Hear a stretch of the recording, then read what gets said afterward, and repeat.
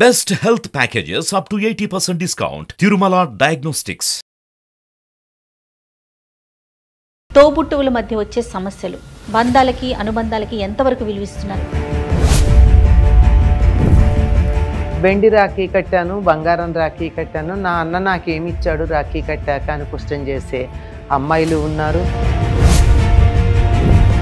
ఇద్దరు ఉన్నప్పుడు ఏంటంటే ఒకరికి ప్రయారిటీ ఇస్తున్నారనో ఒకరి మీద ఒకరు తెలియకుండానే అసూయ ద్వేషాలు అనేవి పెరగటం అనేది టెక్నికల్గా సిబ్లింగ్ రైవలరీ అంటారు. ఇది 3 సంవత్సరాల వయసు నుంచే స్టార్ట్ అవుతుంది. వంట చేసుకోవడం వస్తే చాలు, ఆడపిల్లకి ఇంకేం అక్కర్లేదు, ఎలాగో నువ్వు వేరే ఇంటికి వెళ్ళవలసిందే కదా అని చెప్పేసి తెలుసుకోవాలి అని చట్టం చెప్తోంది.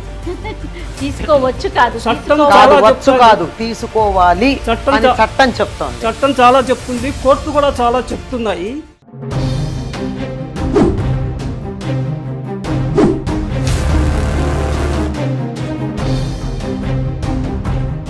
ముకుంద జ్యువెలర్స్ సమర్పించు బిగ్ డిబేట్ విత్ జయాకి స్వాగతం.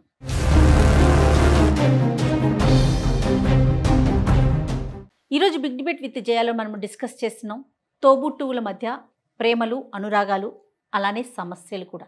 ఒకప్పుడు ఉండే ప్రేమ అనురాగాలు ఈ రోజుల్లో మనకి కనిపిస్తున్నాయా? పెళ్లికి ముందు ఉన్న పరిస్థితులు ఏంటి? పెళ్ళి అయిపోయిన తర్వాత ఉన్న తోబుట్టువుల మధ్య, వారి మధ్య ఉన్న పరిస్థితులు ఏంటి? ఎటువంటి పరిణామాలకు దారితీస్తోంది? ఇదే ఈరోజు మనం బిగ్ డిబేట్ విత్ జయాలో డిస్కస్ చేయబోతున్నాం. నాతో పాటు స్పెషల్ గెస్ట్గా అనంతలక్ష్మి అమ్మ ఉన్నారు. అమ్మ నమస్తే. నమస్తే అమ్మా. అమ్మ, ఈ డిబేట్లో పాల్గొనడానికి వివిధ రంగాలకు చెందిన ప్రముఖులంతా కూడా హాజరయ్యారమ్మా. అందరికీ నమస్తే అండి. నమస్తే అండి. నమస్తే అమ్మా. ఈ అంశానికి సంబంధించి మనం చాలాసార్లు మాట్లాడుకున్నాం. తోబుట్టువుల మధ్య వచ్చే సమస్యలు బంధాలకి అనుబంధాలకి ఎంతవరకు విలువిస్తున్నారు? పెళ్ళికి ముందు ఒక విషయం, పెళ్ళి అయిపోయిన తర్వాత ఒక విషయం. చిన్న చిన్న విషయాలకి కొన్ని సంవత్సరాల తరబడి మాట్లాడుకొని తోబుట్టువులు మనం చూస్తున్నాం. అవునమ్మా. అన్న చెల్లి కావచ్చు, అక్క తమ్ముడు కావచ్చు, అక్క అన్న కావచ్చు, ఎవరైనా కానీ తోబుట్టువులు. మన పిల్లలు మాత్రం చాలా కలిసి ఉండాలి, చక్కగా ప్రతిదీ చిన్నప్పటి నుంచి షేర్ చేసుకోవాలి అని నేర్పిస్తాం. కానీ మనం మాత్రం మన తోబుట్టువులతో కలిసి ఉంటున్నామా అనేదే క్వశ్చన్ మార్క్ అయిపోతుంది. ఇది అంటే ఇదివరకు రోజుల్లో మీరు ఎలాంటి పరిస్థితులను చూశారు? నేను చెప్తున్న కండిషన్స్ మీ దగ్గరికి చాలానే కేసులు వచ్చుండొచ్చు, బహుశా ఉంటాయమ్మా. మీరు చాలా మందికే చెప్పుండొచ్చు. మీకేమనిపిస్తూ ఉంది? ముందు ఒక బ్రీఫ్గా మీరు మాట్లాడినాక మనం వీళ్ళ అభిప్రాయాలను తీసుకుందాం. సాధారణంగా మెయిన్ స్విచ్ బాగుంటే తొందరగా లోపల అన్నీ పాడవకుండా ఉంటాయి. ఇంటి పెద్ద ఎవరున్నారో యజమాని. అమ్మా, అందరి యజమాని అనే పదం నేను ఇక్కడ వాడుతున్నది మగవాళ్లే అని చెప్పడానికి వీల్లేదమ్మా. కొన్ని ఇళ్లల్లో ఆడవాళ్ళ మాటే చలామణి అవుతుంది. అటువంటి ఇళ్ళు చాలా బాగుంటాయి, అది కూడా నిస్సందేహంగా. అటువంటి చోట ఆ స్విచ్ సరిగ్గా ఉండి కుటుంబ సభ్యులందరినీ వాళ్ళు సమానంగా చూస్తూ ఉన్నప్పుడు పెద్ద తేడాలు రావు.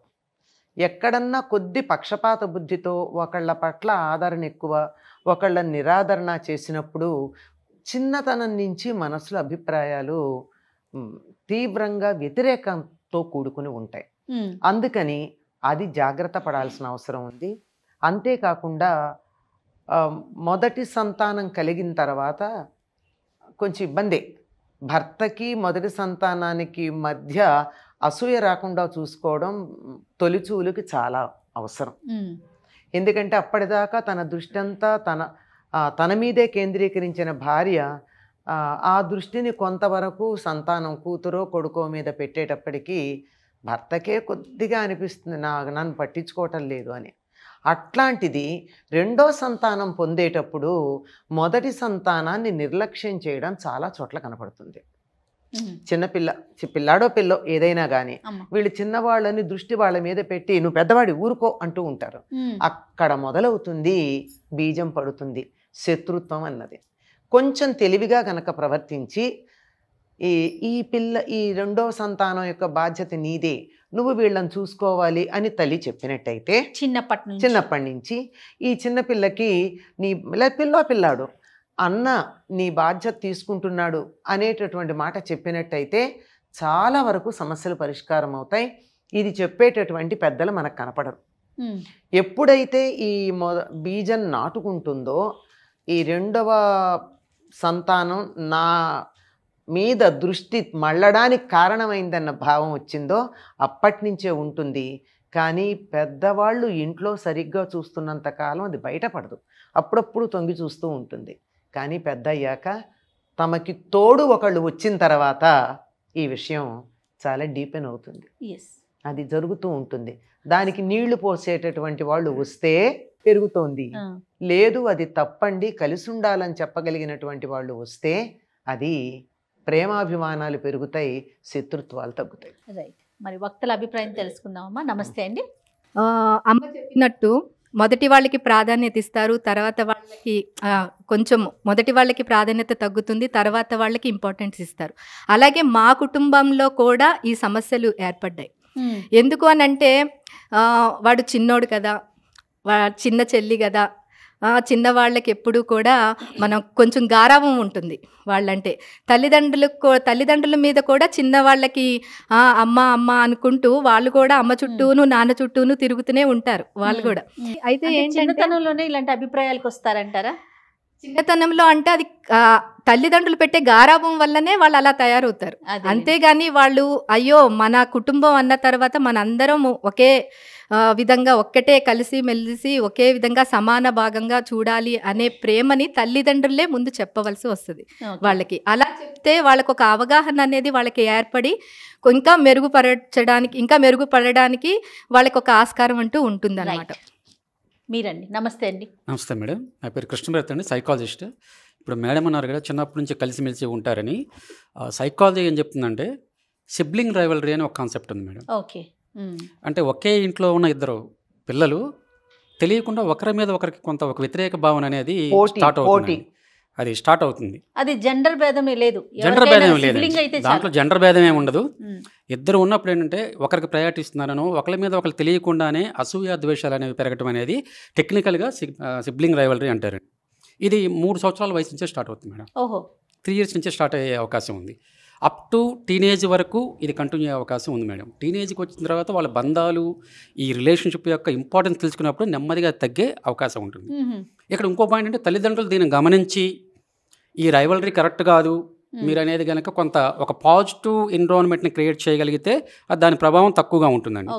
లేదు వీళ్ళు ఇగ్నోర్ చేస్తే అంటే వాళ్ళకి ఐడియా లేకపోవచ్చు, తల్లిదండ్రులు అందరూ లిటరసీ కాకపోవచ్చు, ఐడియా లేకపోక వాళ్ళు దాన్ని కొంచెం ఇంకొద్దిగా ఎంకరేజ్ చేసేట్లుగా అంటే ఇంట్లో వాతావరణం దాన్ని ఇంకొంచెం పెంచేట్టుగా ఉంటే అది కంటిన్యూ అయ్యే అవకాశం ఉంటుందండి.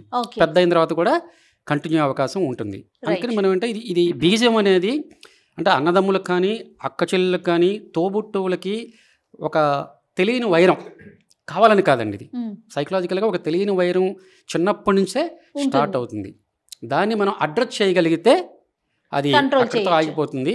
లేదు అంటే అది పెద్ద అయిన తర్వాత కూడా కంటిన్యూ అవకాశం ఉంటుంది మేడం. రైట్. ఒక్కసారి గురుగారు. నా పేరు వాసు అండి, నేను retired vice president of some private organisation పనిచేసి రిటైర్డ్ అయ్యాను. యాక్చువల్లీ ఇక్కడ బేసిక్ ప్రాబ్లం ఏంటంటే మేడం, నేను దీన్ని 3 రకాలుగా చెప్తాను. ఒకటి బాల్యంలో ఆయన చెప్పినట్టుగా రైవలరీ ఉండొచ్చు, కానీ ఇప్పుడు ఆధునిక ప్రపంచంలో మనుషులు ఎదిగే కొద్దీ ఆస్తి తగాదాలు ఫైనాన్స్ రిలేటెడ్ ప్రాబ్లమ్స్ ఒకటైతే నేను అనుకున్నది అది ఎలాగో కామనే, ఆస్తి తగాదాలు అనేది ఎక్కడ చూసినా అది కంపల్సరీ వస్తుంది. బట్ బేసికల్గా ఇప్పుడు వచ్చే ప్రాబ్లమ్స్ ఫ్యామిలీస్లో వచ్చేటువంటి ప్రాబ్లమ్స్ ఎస్పెషల్లీ సిబ్లింగ్స్ దగ్గరకు వచ్చేటప్పటికి రిలేషన్షిప్ ప్రాబ్లమ్స్ ఎక్కువ వస్తున్నాయి. అంటే ఇప్పుడు ఏంటంటే ఇద్దరు పిల్లలు అనుకోండి సార్, ఇద్దరు పిల్లల్లో ఒకళ్ళు ఎక్కువ స్థాయిలో ఎందుకంటే భగవంతుడు అందరికీ ఒకే రకమైనటువంటి ప్రాసెస్ ఇవ్వలేదు. కొంతమంది తెలివిగలచ్చు, కొంతమంది మంచి స్టేజ్లో సెటిల్ అయి ఉండొచ్చు, కొంతమంది తక్కువ స్టేజ్. దీనివల్ల ఏమవుతుందంటే ఈ డిఫరెన్సెస్ క్రియేట్ అవుతున్నాయి. వాళ్ళు మంచి స్టేజ్లో ఉన్నారు, మనం మంచి స్టేజ్లో రాలేకపోయాము. ఇప్పుడు మగవాళ్ళు ఎలా ఉన్నా మధ్యలో ఆడవాళ్ళలో కానీ, ఆడవాళ్ళు బాగుంటే మగవాళ్ళలో కానీ, సో వాళ్ళు మంచి స్థితిలో ఉన్నారు, నువ్వు ఇంక ఇట్లాగే ఉండిపోయావు. ఇట్లా ఉండటం వల్ల ఈ కంపారిజన్ అండ్ ఈగో ప్రాబ్లమ్స్ వస్తున్నాయి. సో వీళ్ళేమనుకుంటున్నారు, వాళ్ళేమో మంచి స్థితిలో ఉన్నారు, మనమేమో ఇలా ఉండిపోయాను వీళ్ళు అనుకుంటుంటే, వాళ్ళు ఏమనుకుంటున్నారు వాళ్ళకన్నా మనం మంచి స్థితిలో వాళ్ళేముందిలే మనకన్నా తక్కువ. అంటే ఆ డిఫరెన్సెస్ ఆఫ్ ఒపీనియన్ అనేది ఎక్కడ వస్తుందంటే ఈ సెటిల్మెంట్ అంటే ఎవరు ఏ స్థితిలో ఉన్నారని దాని మీద ఎక్కువ వస్తుంది. ఆర్థికంగానే కానీ అంటే ఇక్కడ ఆస్తి తగాదాలు కాదు, ఆస్తి తగాదాలు కాదు. అది ఆస్తి తగాదాలు ఏంటంటే మా నాన్న ఆస్తిలో నీకు ఎక్కువ వచ్చింది నాకు తక్కువ వచ్చింది అనేది పాయింట్ ఒకటి. అయితే ఇక్కడ ఏంటంటే మన స్టేటస్, సోషల్ స్టేటస్ లో వాడు గొప్ప వీడు గొప్ప అనే దాంట్లో ఎక్కువ వస్తున్నాయి ఈగో ప్రాబ్లమ్స్. ఎక్కడ వస్తున్నాయంటే వాళ్ళ ఇంటికి మనమేం పోతాంలే, వాళ్ళు గొప్పవాళ్ళు ఏది సొంత అన్నదమ్ములు అక్క చెల్లెల్లోనే మనం పోతే ఎలా పలకరిస్తారో వీళ్ళు వాళ్ళు ఏమనుకుంటారో తెలియకపోయినా వీళ్ళు అనుకోవడంతో స్టార్ట్ అయిపోతుంది.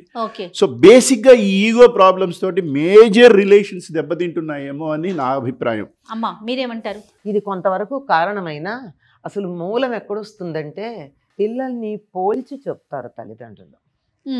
ఒకడు మంచి మార్కులు తెచ్చుకుని ఇంకోడు మంచి మార్కులు తెచ్చుకోకపోతే వాడిని చూసి నేర్చుకోరా, మీ అన్నయ్య ఇట్లా చేశాడు లేదా మీ తమ్ముడు ఇట్లా చేశాడు అని. అలాగే బుద్ధి విషయంలో, ప్రవర్తన విషయంలో పోలిక చెప్తారే చిన్నప్పుడు అక్కడ పడుతుంది. వీడిని నేను ఇంకో దాంట్లో గెలవాలి అని. నిజానికి తల్లిదండ్రులు ఉద్దేశం మంచిదే కానీ విషయం మంచిది కాదు. ఉద్దేశం ఏమిటంటే వీడు కూడా బాగుండాలన్న ఉద్దేశంతో చెప్పినా చెప్పేటప్పటికి వాళ్ళని పొగిడారు, నన్ను తక్కువ చేశారని అభిప్రాయం వచ్చింది.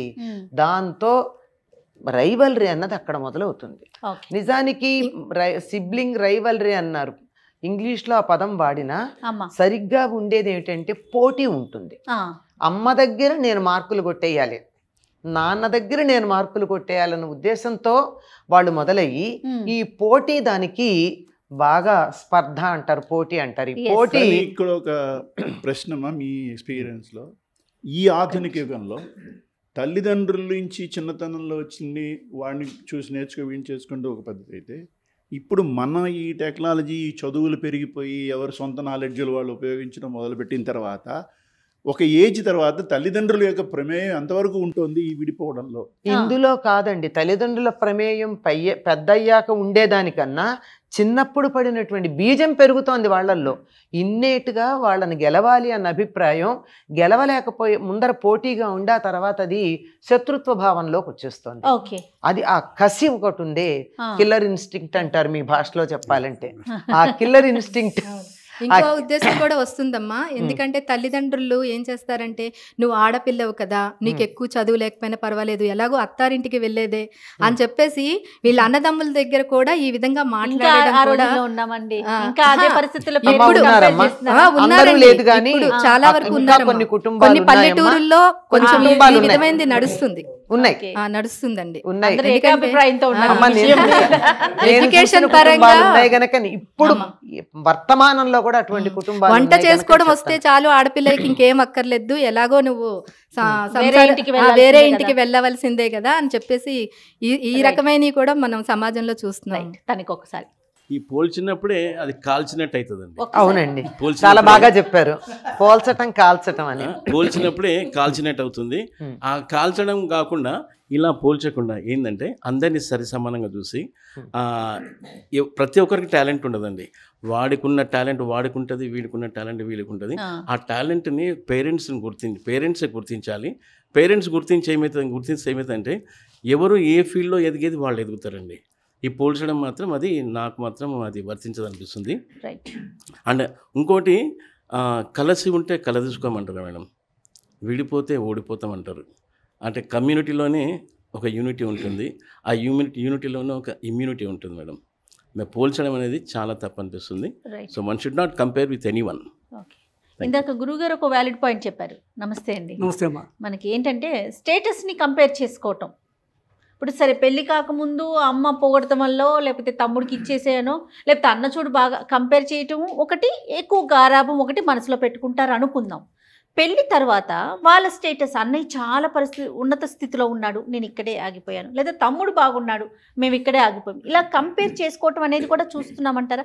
అవి కూడా గొడవలకి కారణమేనంటారా? అసలు జీవితము రెండు రకాలుగా జీవిస్తారండి మనుషులు. ఒకటి అబ్సల్యూట్ లివింగ్, ఇతరులతో నాకు సంబంధం లేదు, నాకు ఒక సెట్ ఆఫ్ వాల్యూస్ ఉంది, నేను దాని ప్రకారం జీవిస్తాను. రైట్.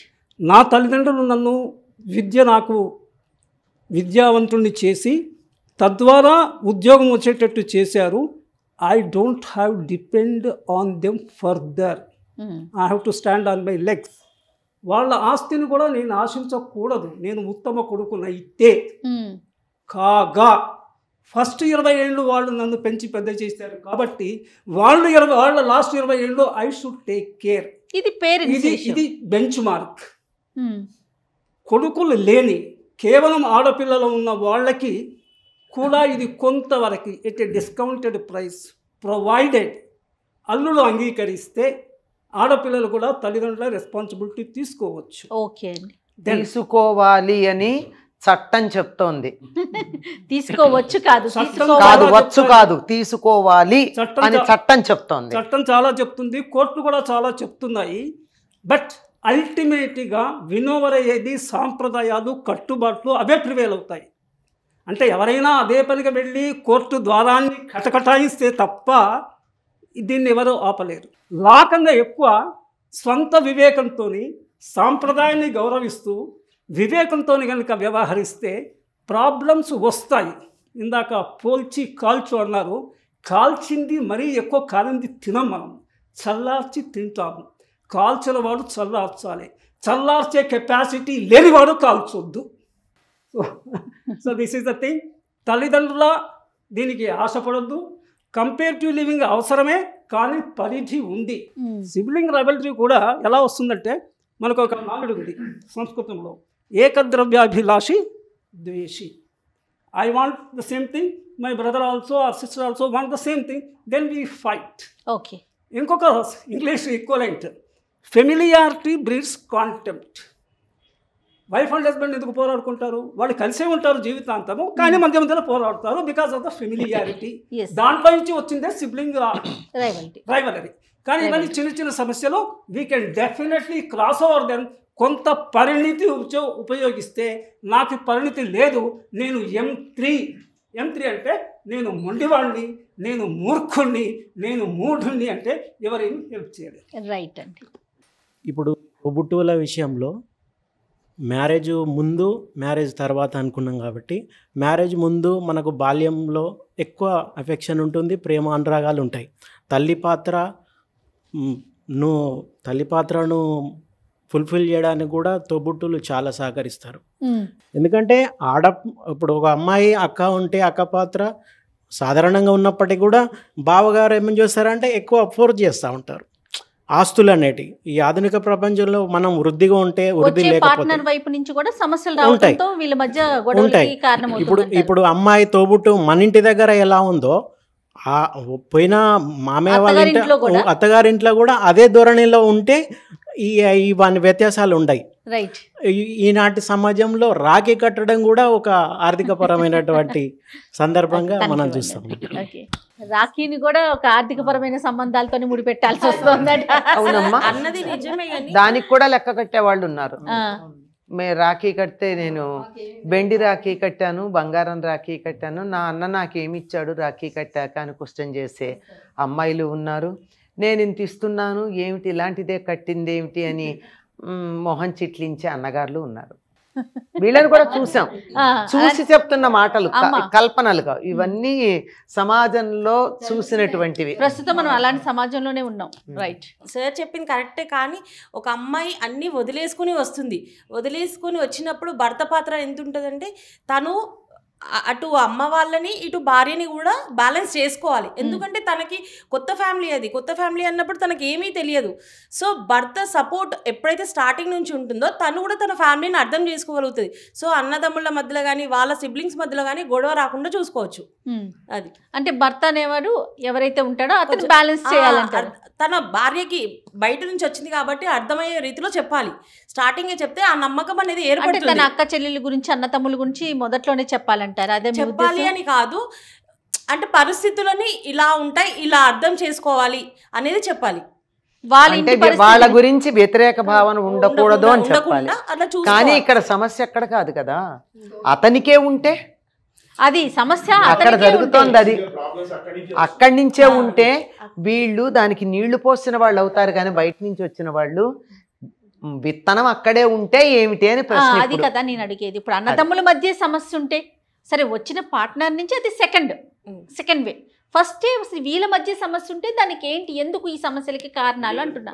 అదే మనం ఏం చేయాలి అంటే, వీళ్ళకి కొంచెం వాళ్ళు ఎక్కడైతే వెళ్తారో ఆ ఫ్యామిలీని, వీళ్ళు కొంచెం వాళ్ళని అర్థం చేసుకొని కొంచెం మిస్అండర్స్టాండ్ చేసుకోకుండా చూసుకోవాలి. రైట్. ఇప్పుడు అగ్గి ఉంది ఇంట్లో అన్నదమ్ముల మధ్య. ఇప్పుడు ఈ కోడలు కానీ వచ్చిన వాళ్ళు వాటర్ బకెట్తో వెళ్తున్నారా, ఘీ బాటిల్తో వెళ్తున్నారా అనేది ప్రశ్న. దాన్ని బట్టి పరిణామాలు. Super super. అదే మరి ఇప్పుడు చెప్పింది అదే. అసలు అక్కడ నిప్పు ఉండడం గురించి మాట్లాడుతున్నారా? వచ్చేవాళ్ళు నీళ్ళ నెయ్య అన్నది కాదు మేడం. ఘీ ఉపయోగించినా పర్వాలేదు, పెట్రోల్ తేలిన సంబంధాలు చాలా ఉన్నాయి. ఘీ వచ్చి ఉపయోగించినా పర్వాలేదు, కొంతవరకు పెట్రోల్తో వెళ్ళిన సందర్భాలు చాలా ఉంటున్నాయి. అసలు అంటే మీరు చెప్పేదంతానండి. అసలు మూలం ఏమిటంటే నీళ్ల బకెట్టా నెయ్యి బకెట్టా కాదు, అక్కడ అసలు నిప్పెందుకుంది అని అడుగుతున్నారు. అది చెప్పాలి.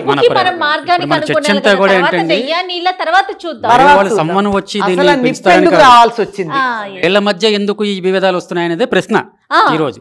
దీని మీద మేడం అంటే సైకాలజీలో ప్రతి కాన్సెప్ట్ మీద రీసెర్చ్ జరుగుతూ ఉంటుందండి. ఈ సిబ్లింగ్ రిలేషన్స్ మీద చాలా రీసెర్చ్లు జరిగాయి. వాటి ప్రకారం ఏంటండి, తోబుట్టువుల మధ్య బంధాలు అనేవి 3 రకాలుగా ఉంటాయని చెప్పారు, సైకాలజీ చెప్తుందండి. Extreme loyalty. సో నాకంటే పెద్దవాడు నా అన్న కానీ నా అక్క కానీ నేను వాళ్ళని ఖచ్చితంగా గౌరవించాలి, వాళ్ళకి లాయల్టీగా ఉండాలి అనేది వన్ టైప్. ఫర్ ఎగ్జాంపుల్ రాముడు లక్ష్మణుడు. లక్ష్మణుడు ఇంకా రాముడు ఏది చెప్తే ఇంక అదే, ఆయన వెంట నడిచేస్తారు. ఇంకా ఎక్స్ట్రీమ్ లాయల్టీ, ఇంకా అన్నగారు ఇంకంతే మనం వెళ్ళిపోవాలి, అది extreme loyalty madam. Second one is the rivalry relationship. అంటే ప్రతి దాంట్లోనూ అచీవ్మెంట్లోనూ ఫెయిల్యూర్లోనూ కంపేర్ చేసుకోవటం. అన్నతో కానీ తమ్ముడితో కానీ అక్కతో కానీ చెల్లితో కానీ ప్రతి ఒక్కరికి ప్రతి విషయంలో కంపేర్ చేసుకోవడం మనం చూస్తూ ఉంటామండి. ఆడపిల్లలు ఉన్న మగపిల్లలు ఉన్నప్పుడు ఆడపిల్ల ఉంటేనేమో తనకేమో మంచి డ్రెస్ కొని పెట్టారు, నాకేదో తక్కువ కాస్ట్ కొని పెట్టారని, ఇలాంటివి లేదంటే తనకేదో మంచి కలర్ కొని పెట్టారని నాకేదో ఇంకో కలర్ కొని పెట్టారని, ఇలాంటి పోలికలు మనం చూస్తూ ఉంటాం. అన్నదమ్ముల మధ్య ఉంటాయి, అక్క తమ్ముల మధ్య కూడా ఉంటాయండి. ఇది సెకండ్ టైప్ అండి. దీనికి మన ఎగ్జాంపుల్ వాలి సుగ్రీవుడు. వాళ్ళు కంపేర్ చేసుకొని ఒక రైవలరీ అనేది కనిపిస్తుందండి. మూడోది సాలిడటరీ అండి. సాలిడటరీ అంటే ఒక ఎక్స్ట్రీమ్ ఎమోషనల్ క్లోజ్నెస్. సో తోబుట్టువులతో ఎప్పుడైతే మనకు ఒక ఎమోషనల్ కనెక్షన్, వీళ్ళు నా తోబుట్టువులు, రక్త సంబంధీకులు, మై బ్లడ్ అనే కనుక ఒక భావన ఉంటే ఆ బంధాలు స్ట్రాంగ్గా ఉంటాయండి. ఇక్కడ ఈ రెండిటితో మనకి ఇబ్బంది లేదు. మధ్యలో ఉంచండి రైవలరీ, అది గనక బంధంలో ఉంటే అది ఎప్పుడు రన్ అవుతూనే ఉంటుంది. దానికి కోడళ్ళు వచ్చినా అల్లుళ్ళు వచ్చినా వాళ్ళు చేయగలిగినది వీళ్ళు తనుకుంటూనే ఉంటారు. వీళ్ళ ఆ భావన ఉంటూనే ఉంటుందండి. ఇక్కడ మనం అది గమనించాలండి. మీరేమంటారు? ఇది కరెక్టే చెప్పారు, కానీ వాలి సుగ్రీవులు ఉదాహరణే సరిగ్గా లేదు. ఎందుకంటే వాలి సుగ్రీవులు ఇద్దరూ చాలా ప్రేమగానే ఉన్నారండి. వాళ్ళ మధ్య మొదట్లో శత్రుత్వం ఏమీ లేదు. ఎప్పుడైతే వాలి చనిపోయాడు అనుకుని గ్రామానికి తన రాజ్యానికి తిరిగి వచ్చాక ప్రజలందరూ రాజు లేకుండా రాజ్యం ఉండడానికి వీల్లేదు, నువ్వు తప్పనిసరి సింహాసనం మీద కూర్చోమంటే కూర్చున్నాడు. కానీ వాలి మిస్అండర్స్టాండ్ చేసుకున్నాడు. కారణం ఏమిటంటే అన్ని సంవత్సరం పైగా యుద్ధం చేసి అలిసిపోయి తిండి లేక తన రాజ్యానికి వచ్చేటప్పటికి తన తమ్ముడు అక్కడ కూర్చున్నాడని మిస్అండర్స్టాండ్ చేసుకుని దానివల్ల వచ్చినటువంటి రైవలరీ తప్ప సహజంగా ఉన్నది కాదు. అది వాతావరణం వల్ల వచ్చినటువంటిది. దాన్ని అది తర్వాత ఈగో అనేది ఎలాగో ఉంటుంది కనుక అది కంటిన్యూ అయింది తప్ప సహజంగా వాళ్ళిద్దరికీ లేదు. చాలా ప్రేమగా ఉన్నారు అప్పటిదాకా. మిస్అండర్స్టాండింగ్ నా పదం మీరు అన్నారు, అది రైట్ వర్డ్. కానీ what is the cause for misunderstanding is communication gap. Even now ఈనాటికి కూడా బాగా చదువుకున్న వాళ్ళు కానీ అనుభవజ్ఞులు కానీ 100% కమ్యూనికేషన్ ఉండదు, గ్యాప్ ఉంటుంది. కానీ గ్యాప్ ఉంటే కొద్దిపాటి గ్యాప్, జంపబుల్ గ్యాప్ అయితే ఓకే. అంటే reading in the between lines capacity అవుతుంది వాడుకుంటే ఓకే. లేకపోతే వాలి సుగ్రీవుల కథలే పునరావృతం అవుతాయి కూడా. సుగ్రీవుడు బాధపడింది కూడా అందుకే. నేను సమాధానం చెప్పే సంజాయిషి ఇచ్చే అవకాశం ఇవ్వలేదని బాధపడ్డాడు. మళ్ళీ మొదటికి వద్దామండి. అంటే చిన్నప్పటి నుంచి కంపారిజన్ ఉంటుంది, పోటీ ఉంటుంది, దానివల్ల ఉంటుంది. సో పెళ్ళిడికి వచ్చిన తర్వాత కూడా ఈ మధ్య చాలా చూస్తున్నాం అండి. పెళ్ళి సంబంధం ఇచ్చేవాళ్ళు అమ్మాయిని ఇచ్చేటప్పుడు అడుగుతున్నారు అబ్బాయిని, అమ్మ వాళ్ళు మీతోనే ఉంటారా, తోబుట్టులు మీతోనే ఉంటారా, అక్కడ నుంచే స్టార్ట్ చేసేస్తున్నారు ఫస్ట్. సో వాళ్ళ ఇంటికి కూడా ఒక అమ్మాయి వస్తుంది, వాళ్ళు కూడా అదే క్వశ్చన్ వేస్తుంది అన్న ఆలోచన లేదు. ప్రతి ఒక్కరు మా అమ్మాయి సపరేట్గా ఉండాలి, ఆనందంగా ఉండాలి, ఎవ్వరు ఉండకూడదు, ప్రెజర్ ఉండకూడదు అన్న ఆలోచనలతో కూడా ఉంటున్నారు. సో దానివల్ల కూడా చాలా మటుకు గ్యాప్స్ అనేవి వస్తున్నాయండి. అదొకటి నేను చాలా అబ్జర్వ్ చేశాను మా సమాజంలో. దాని ప్రభావం వీళ్ళ మీద ఉంటుంది. యాక్చువల్లీ బేసిక్ పాయింట్స్ వచ్చి ఇక్కడే వస్తాయండి. ఎందుకంటే ఆర్థిక సమస్యల్లో తారతమ్యాలు ఎక్కువగా ఉండడం ఒకటి.